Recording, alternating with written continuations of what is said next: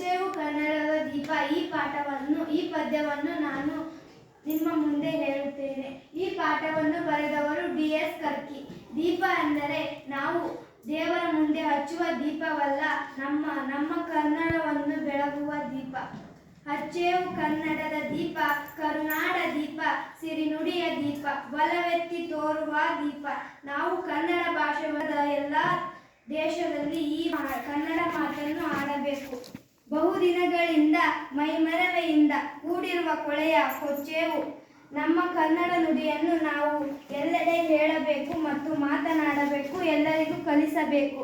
ಎಲ್ಲೆಲ್ಲಿ ಕನ್ನಡದ ಕಂಪು ಸೂಸ, ಲಲ್ಲಲ್ಲಿ ಕರಣ ಚಾಚೇವು. ನಡುನಾಡೆ ಇರಲಿ ಗಡಿನಾಡೆ ಇರಲಿ, ಕನ್ನಡದ ಕಳೆಯ ಕೆಚ್ಚೇವು. ನಾವು ಯಾವ ದೇಶದವರಿಗೂ ಹಾಗೂ ನಮ್ಮವರಿಗೂ ಕನ್ನಡ ನುಡಿಗಳನ್ನು ಕಲಿಸಬೇಕು. ಮರೆತೇವು ಮರೆವ, ತೆರೆದೇವು ಮನವ, ಎರೆದೇವು ಒಲವ ಹಿಡಿ ನೆನಪ. ನರನರವನೆಲ್ಲ ಸೆದು ಹಚ್ಚೇವು ಕನ್ನಡದ ದೀಪ. ನಾವು ನಮ್ಮ ಕೆಟ್ಟ ಮನಸ್ಥಿತಿಯನ್ನು ಬಿಟ್ಟು ಕನ್ನಡವನ್ನು ಚಂದವಾಗಿ ಮಾತನಾಡಬೇಕು, ಕನ್ನಡವನ್ನು ಕಲಿಸಬೇಕು. ಕಲ್ಪನೆಯ ಕಣ್ಣು ಹರಿವ ತನಕ ಸಾಲು ದೀಪಗಳ ಬೆಳಕ ಬೀರೆವು. ಹಚ್ಚಿರುವ ದೀಪದಲ್ಲಿ ತಾಯಿಯ ರೂಪ ಅಚ್ಚಳಿಯದಂತೆ.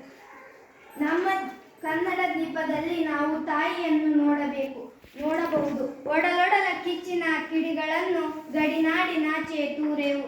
ಕರ್ನಾಟಕದ ಹೊರದೇಶದವರಿಗೆ ನಮ್ಮ ಕನ್ನಡವನ್ನು ನಾವು ಪ್ರಸ್ತುತಪಡಿಸಬೇಕು.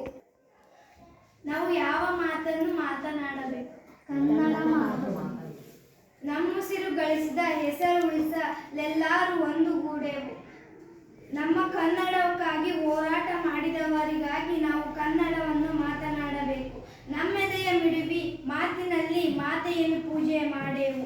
ನಾವು ಪೂಜೆ ಮಾಡುವುದರ ಮೂಲಕ ಮಾತನಾಡಬಾರದು.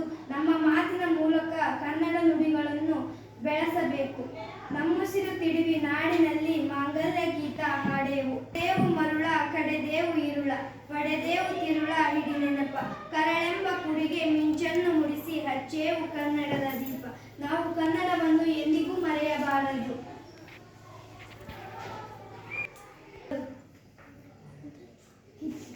ಒಡಲು ಅಂದ್ರೆ ಏನು?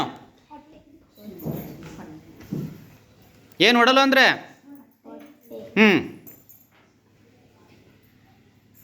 ಕಡೆ ಸರ ಪುಸ್ತಕ ನೋಡ್ಕೊಂಡ್ಯಾ? ಹೆಚ್ಚು ಕೂಡುವಿಗೆ ಬೆಸಗೆ ಸೀರು ಪೀಸು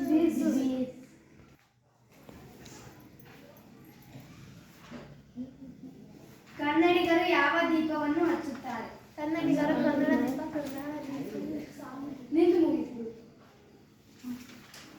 ಇವ್ರದೈತಂತ ಕೇಳುವ. ಕನ್ನಡದ ಮಾತೆಯನ್ನು ಹೇಗೆ ಆಧರಿಸುತ್ತಾರೆ?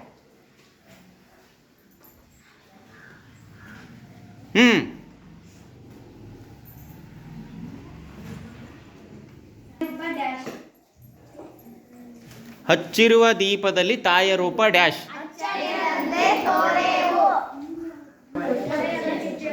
ಹೊಳೆಯ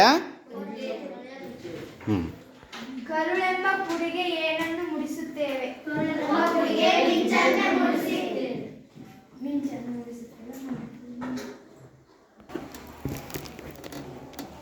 ಒಬ್ಬ ವಿದ್ಯಾರ್ಥಿಯನ್ನು ತರಗತಿಯಲ್ಲಿಯೇ ಶಿಕ್ಷಕಿಯನ್ನಾಗಿ ನೋಡ್ತಕ್ಕಂಥ ಸೌಭಾಗ್ಯ ನಂದು. ಹೌದಾ? ಹಾಗೆ ನಿಮ್ಮನ್ನು ನೋಡ್ತೀನಿ.